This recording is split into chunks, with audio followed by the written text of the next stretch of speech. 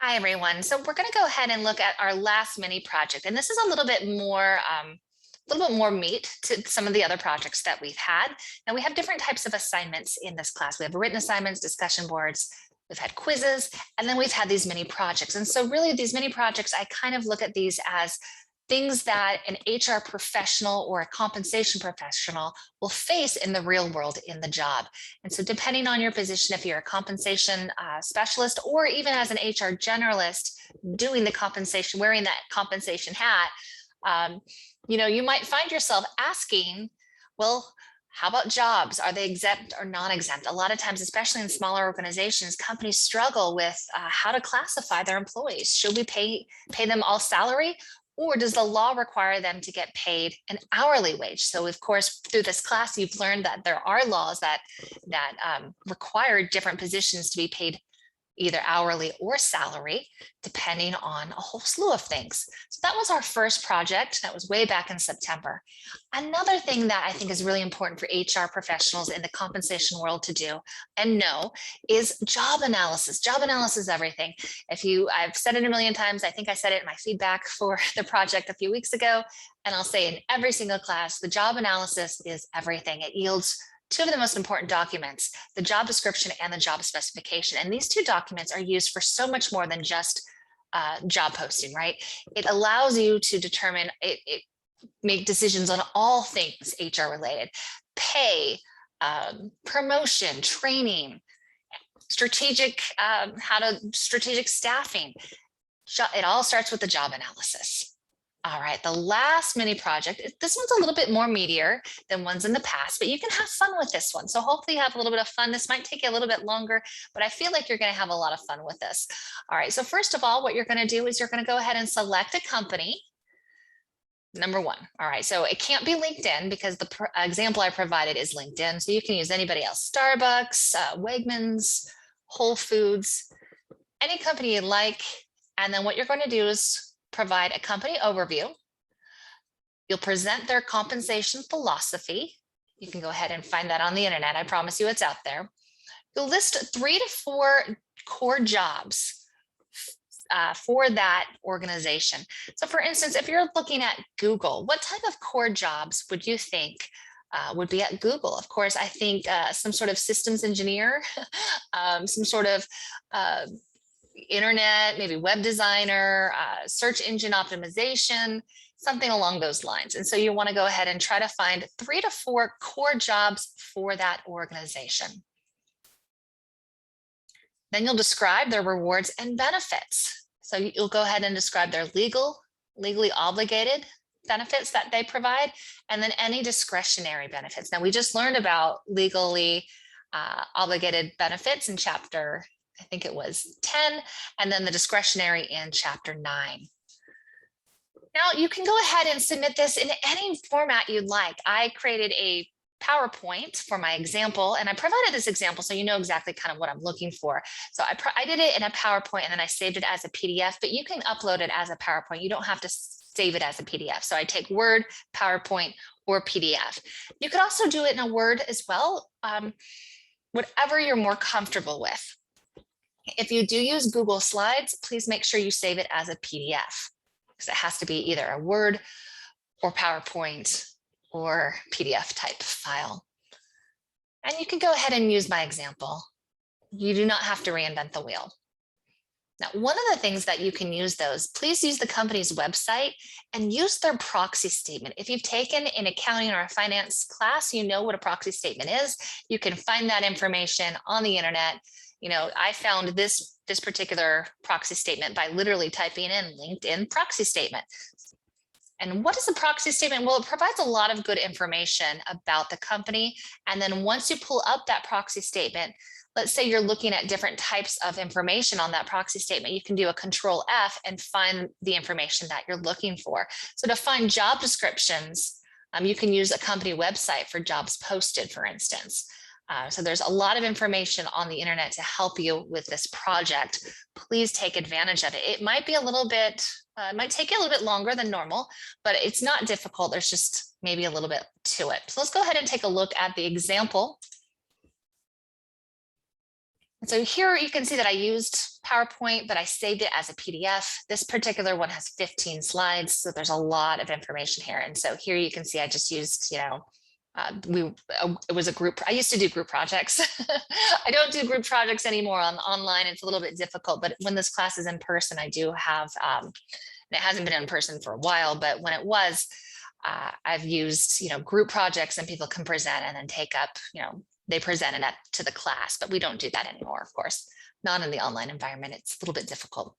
All right, so the first thing it said to look for, if you recall, was a company overview. So let's go ahead and look at the company overview. So LinkedIn just provides a little bit of information. So that's number one. Number two is the compensation philosophy. You can see here, right here, the compensation philosophy. So the compensation philosophy. Now I was able to get this off their proxy statement. When I Googled it, I can find compensation philosophy, and it looks like it was the LinkedIn Corporation. It was the 2015 proxy statement. It's a while ago, right? But it was found on page 34 of that proxy statement.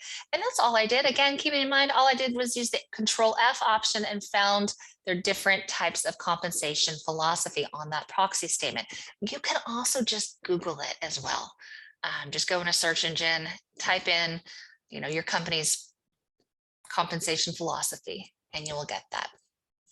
Right, so this for this company, LinkedIn, the following were jobs critical to LinkedIn success. Well, first of all, a web developer was important, a software engineer, and then we have business analytics and an account executive. There's 4 options here. And so these were all different types of jobs that were critical to LinkedIn, right? You think about the type of product LinkedIn is, it's software, web development, business analytics is obviously very important, and then sales, account executive. Also took a look at an org chart and then job evaluation and market pricing. So these are the areas for success. So list 3 to 4 areas or jobs, provide their jobs description and then a sample org chart. So here's your checklist. Just go right down that list, right? So here is a web developer. I got this off of their website. I was able to get it from their website. It was a posted position. Software engineer, same thing. And then all the way down. So just their particular positions.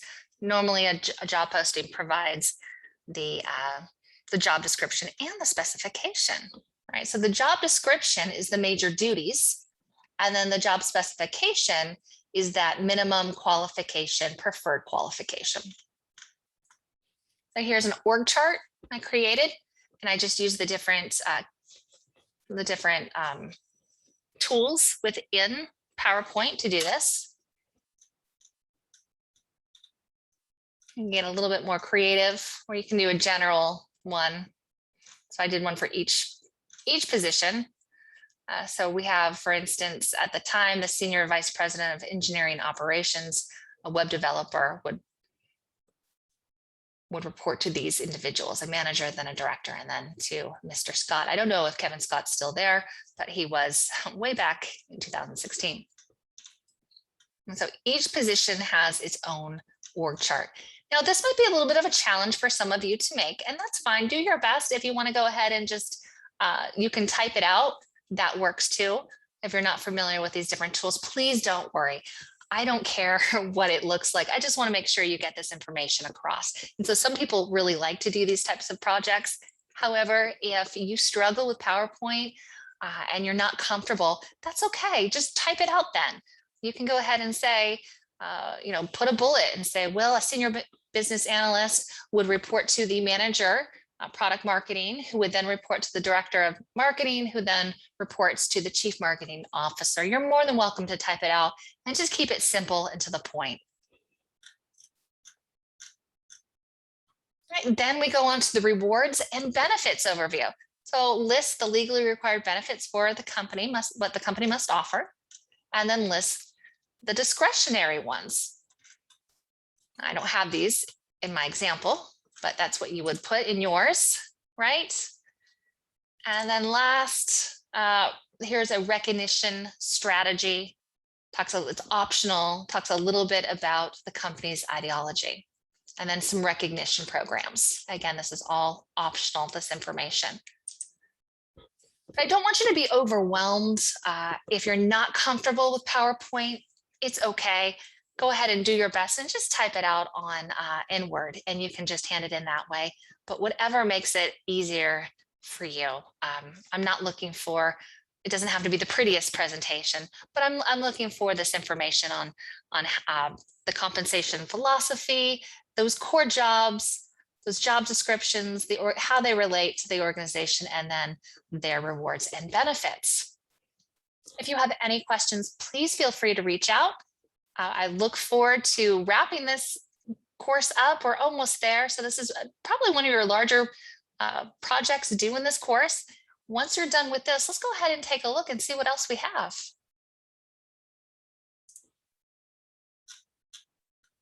So we have this last mini project. Then you have Thanksgiving break. Now, Thanksgiving break is a complete break. There is no work due that week. So I give you Thanksgiving off.